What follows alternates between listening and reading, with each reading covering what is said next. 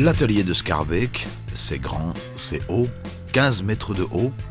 Et voici le balai de l'élévateur, en haut, en bas. Quelle rapidité! Mais attention, c'est dangereux. Cela exige une maîtrise parfaite des gestes.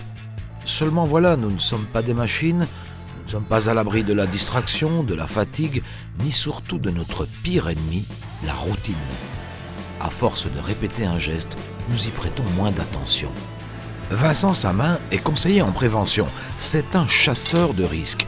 Il examine le déroulement des activités, la disposition des lieux et met en place des mesures ou des adaptations qui réduisent le risque au travail. Un conseiller en prévention, comme son nom l'indique, c'est pour conseiller, notamment la ligne hiérarchique, sur toutes les mesures que l'on pourrait prendre pour éviter les accidents de travail. Par exemple, cette nouvelle installation anti-incendie qui protège le magasin à haut rayonnage. Ici, un dispositif de protection des soudeurs a été récemment installé avec filtre placé dans le dos de l'opérateur pour éradiquer totalement toute vapeur toxique.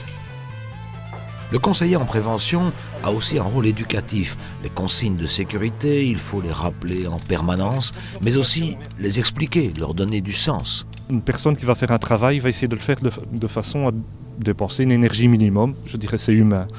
Évidemment, il va à la limite prendre des risques pour faire un travail plus facilement. Si on ne passe pas son temps à toujours répéter que non, cette façon-là n'est pas correcte, on va revenir à des comportements dangereux et risqués.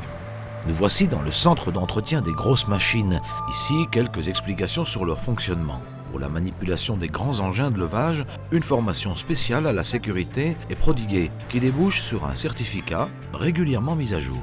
Le conseiller en prévention intervient également lors de l'acquisition de nouvelles machines. C'est lui qui donne son feu vert à la mise en service, mais après 3 examens de sécurité. Le cahier des charges, puis la machine lorsqu'elle est livrée, et enfin, dernier test, il vérifie que l'installation en atelier ne crée pas de risques supplémentaires. Maintenant, des engrenages par exemple, si vous laissez comme ça, effectivement c'est dangereux. Si vous le mettez maintenant une protection de façon à ce qu'on ne puisse plus mettre les doigts et autres, là vous avez supprimé le risque. Le danger est toujours présent, les engrenages n'ont pas disparu, mais il n'y a plus de risque de se blesser. Le métier de Vincent, c'est aussi la répétition. Sans cesse éveiller l'attention, ne rien considérer comme acquis. Le soir, quand Vincent s'endort, ce n'est jamais sur ses lauriers.